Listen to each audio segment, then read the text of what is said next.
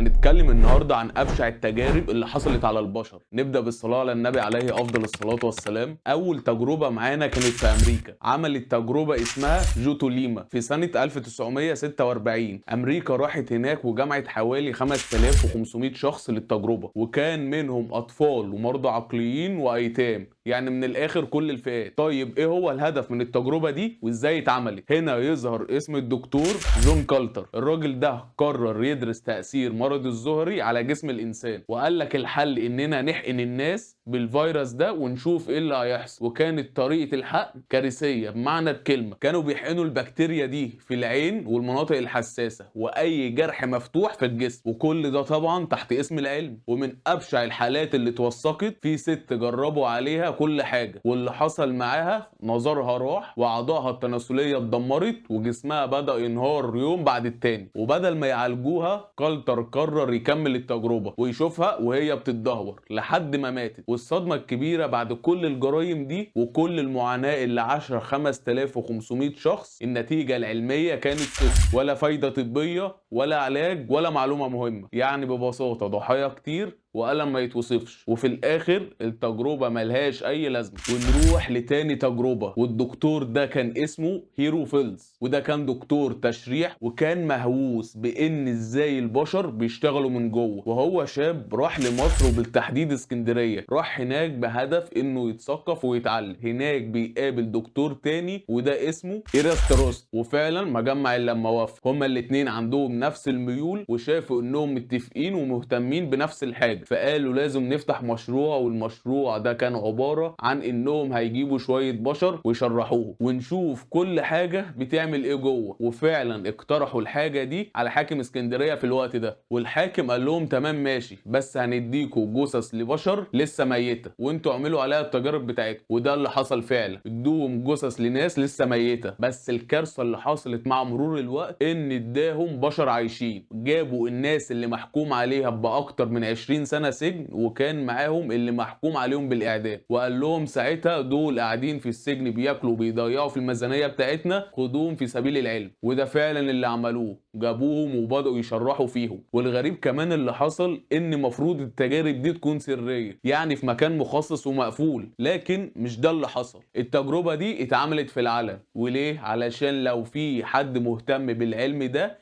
يجي يتفرج، وان العلم مش لازم نحتفظ بيه لنفسنا. وفعلا ابتدوا شغل وجابوا فعلا ادوات التشريح وعملوا التجربه دي في ساحه كبيره. وبدات التجربه بانهم يجيبوا الشخص وهو حي طبعا، ويبداوا يشوفوا احنا لو قطعنا الشريان ده هيحصل ايه، ويجربوا شريان ورا التاني لحد ما طبعا الشخص بيموت، وكذلك يجيبوا اللي بعده. والموضوع ده استمر لفتره طويله. وندخل على ثالث تجربه والمعروفه باسم الكاميرا. والكاميرا عباره عن معمل سموم سري، والمكان ده بيتجرب فيه كل انواع السموم على البشر، اللي هم زي المساجين والسياسيين والمعارضين للنظام، بمعنى ناس ملهاش حماية ولا صوت. وبيجيبوهم للمكان ده ويبدأوا عليهم التجارب. وكانت التجارب عبارة عن انهم بيدوا الناس دي انواع مختلفة من السموم علشان يعرفوا ايه اللي هيحصل جوه جسم الانسان. طب هو ايه الهدف من التجربة دي اساسا؟ مش بس علشان يشوفوا السم هيقتلهم ولا لا، علشان كمان يشوفوا السم ده بيفضل قد ايه في جسم الانسان، وايه اعراضه، وهل بيبان في التحاليل ولا لا. وكل ده علشان يوصلوا لسم من غير لون ولا طعم ولا ريحه، سم تقدر تديه لاي حد وما يبانش انه اتسمم اصلا، وطبعا يموت فجاه. والسموم دي ما كانتش بتموت الضحيه في ساعتها، كانت بتخليه يغيب عن الوعي من غير اعراض واضحه لحد ما يموت بهدوء وكانه ما حصلش اي حاجه. والنتيجه اكيد ناس كتير ماتت، واللي ما ماتش بقى عايش مشلول، لدرجه اللي نجا من السم كان بيتمنى الموت. الكاميرا ما كانتش مجرد سجن او معمل، كان اداه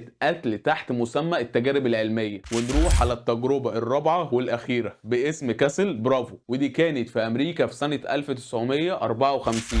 العلماء الامريكيين نجحوا في صناعه قنبله نوويه هيدروجينيه، وكانوا عايزين يتاكدوا انها شغاله، وقرروا يجربوها في جزر مارشيل غرب المحيط الهادي. وكانت الجزر دي مليانه سكان ساعتها، وقالوا الناس دي تسيب الجزر بتاعتها مؤقتا ونفجر القنبله ونرجعهم تاني. لكن لكن لسبب او لاخر قرروا يجربوا القنبله دي وما لحقوش يعملوا اخلاء كامل. وكانت قنبله كاسل اقوى بكتير مما نتخيل، قوتها كانت بتوصل لحد 15 ميجا طن من التي ان تي. وعلشان نتخيل الحجم الهائل من الدمار، القنبله اللي ضربت هيروشيما القنبله دي كانت اقوى منها ب1000 مره. وساعتها طبعا قالوا احنا ما رميناش القنبله على الناس اصلا. واللي ظهر من الموضوع ان الكلام ده صح، لكن المشكله ان النشاط الاشعاعي اللي طلع من التفجير انتشر في الجو والميه ووصل لاماكن مهوله بالسكان. التجربه ما كانتش على القنبله وبس، التجربه بدات اصلا دلوقتي علشان يشوفوا تاثير الاشعاع على البشر وايه اللي هيحصل بعد كده. واللي حصل فعلا كان كارثه بمعنى الكلمه. الناس اللي تعرضت للاشعاع بدا شعرهم يقع، وظهرت حروق مؤلمه في جسمهم واعراض تانية كتير، وفي ناس بدات تموت في الايام الاولى. لكن المأساة الحقيقيه ظهرت على المدى البعيد، وساعتها قرروا يراقبوا ايه اللي هيحصل للبشر دول. وطبعا كل ده تحت اسم العلم، والنتيجة اكيد كانت كانسر في كل الاعمار. وكانت الستات الحوامل عانوا من اجهاضات متكررة، والاطفال اللي اتولدوا بعد كده اغلبهم اتولدوا مشوهين. والكلام ده حصل سنة 1954. واحنا النهاردة بنكتشف حجم الكوارث اللي حصلت تحت مسمى في سبيل العلم. فهل فيروس كورونا كان تجربة زي التجارب اللي حصلت قبل كده، ولا هو مجرد فيروس حصل صدفة؟ وبكده يكون فيديو النهارده خلص. ما تنسوش تعملوا شير ولايك وسبسكرايب،